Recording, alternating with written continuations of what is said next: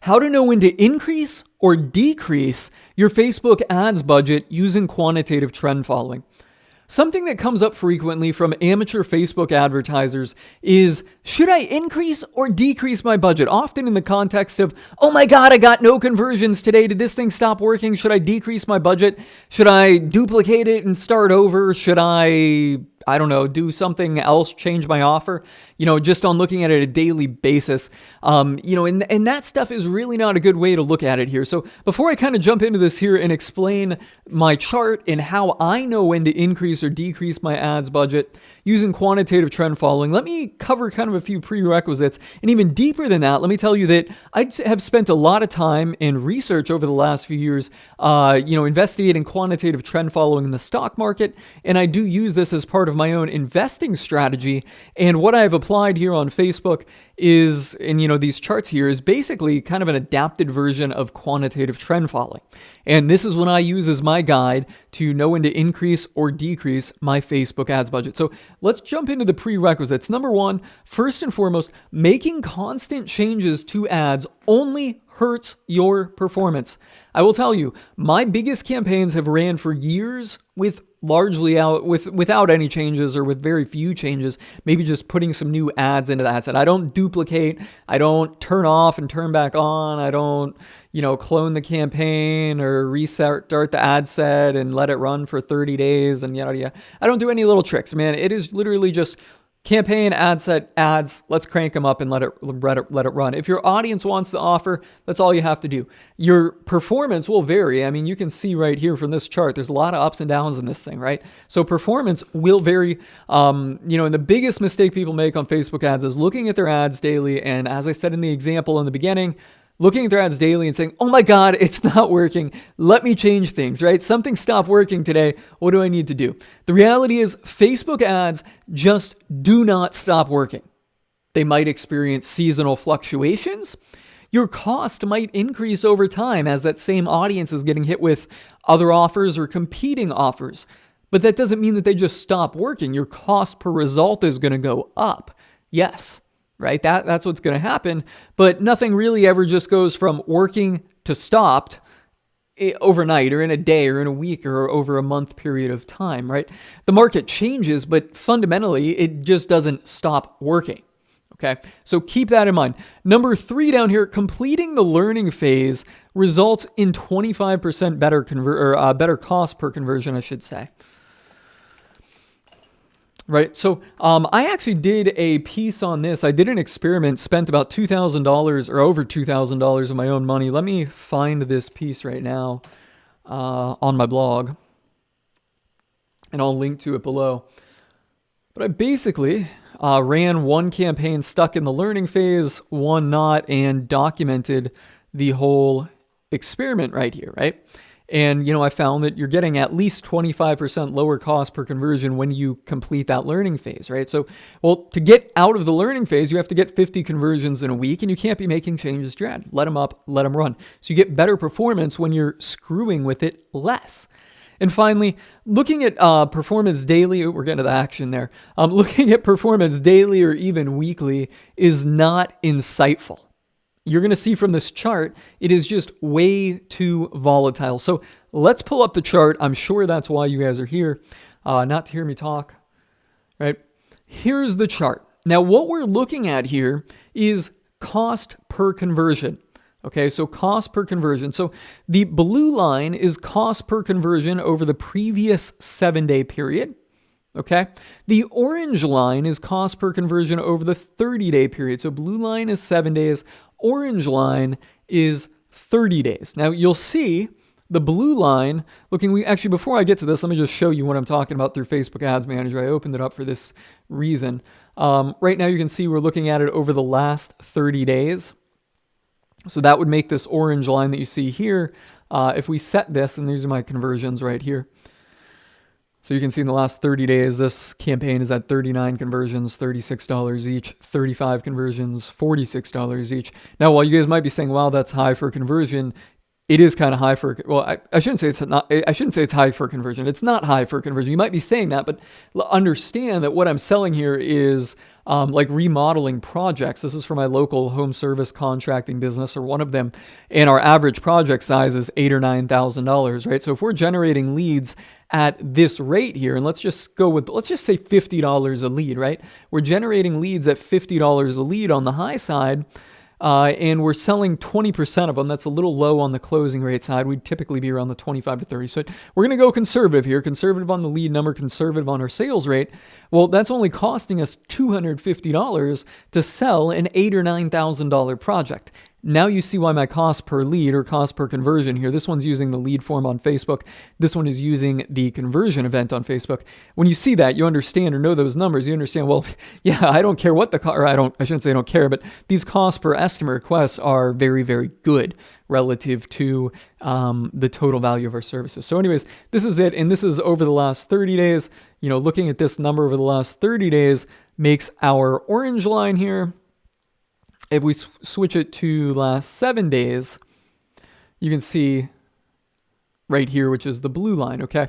So now that you guys have an understanding of what everything is, okay, let's kind of talk about some things here and point out the obvious, or what I feel is obvious. Number one, this blue line just varies wildly. It just spikes. It's up, it's down, it's up, it's down, it's up, it's down, right?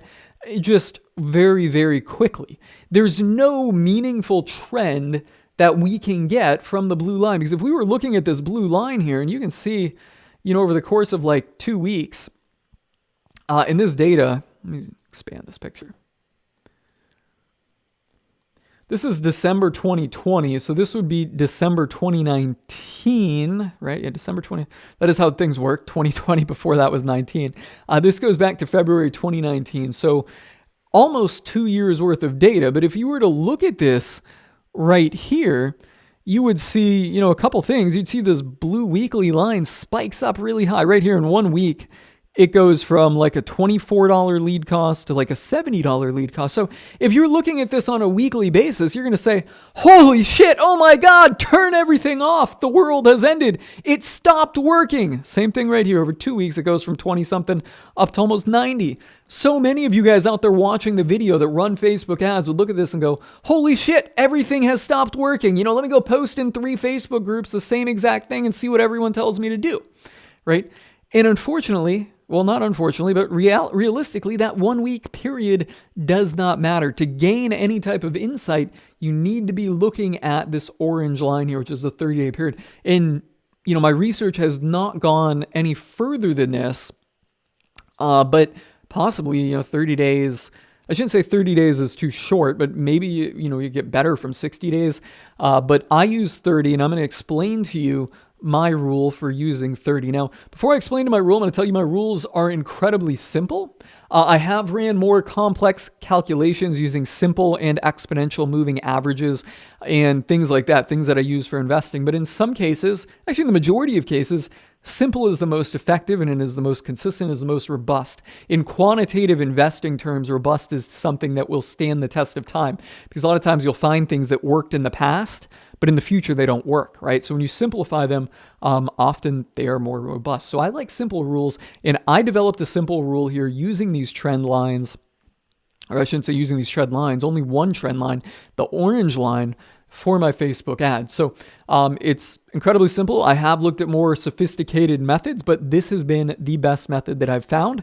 And well, I'm using it. And one other thing I kind of want to point out here is we can look back at my data. This period right here from, this is Christmas. We turn our ads off around Christmas because, we don't really want to handle customers around that period of time, and nobody buys anything anyway. So we pretty much stop advertising, and our office goes on holiday. So yeah, so that's why it came to zero. But what was the other thing?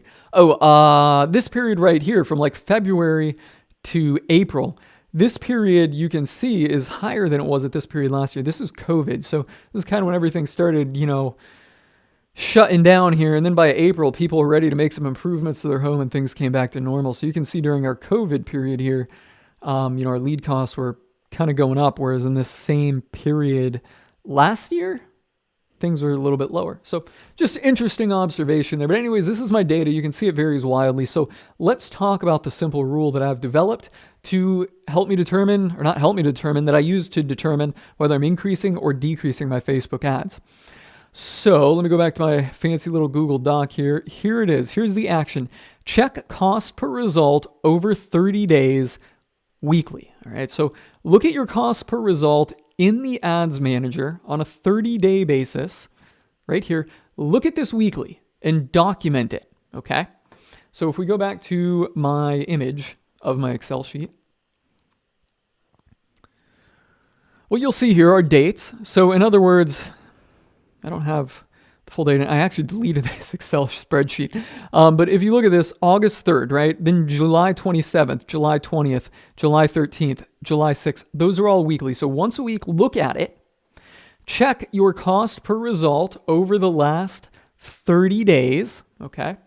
So in, not that column, not that. I'm getting confused with all my windows.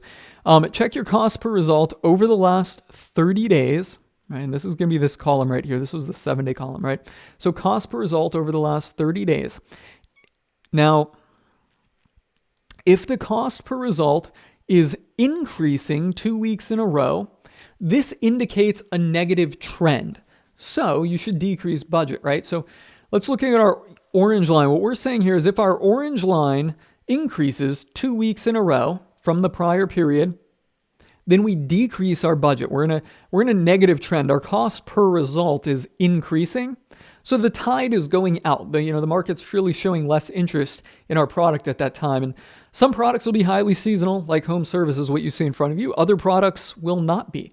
In this case, we're seeing some seasonality here. So when things are increasing and our cost per result is increasing, we want to decrease the budget, spend less on ads. The audience isn't responding so well to our ads. Okay, so that's what we do, when the orange line is going up. Now, when the orange line starts going down, we were going to flip this rule. If the cost per result is decreasing 2 weeks in a row, now we increase the budget. The audience is responding more to our offer. And if you look at this, you can see most of the major trends have at least a 2-week period in place, right? So, for example, if we come here, we might say this is the beginning, right? So week 1, week 2. Now we have 2 weeks of the lead cost increasing budget. Well, let's decrease the budget a little bit, right? And then our cost per result comes down, but then it goes back up. So we don't get that 2-week consistency. So in that case, if it is zigzagged like that, if it is not 2 weeks consistent, I should add another rule to this. Well, actually, you know what? It should be implied that since there's no rule, you do nothing. So if the cost per result is in a whipsaw like what we see here, right? So cost per result increase, cost per result increase. Now we decrease our budget and then it kind of goes down a little.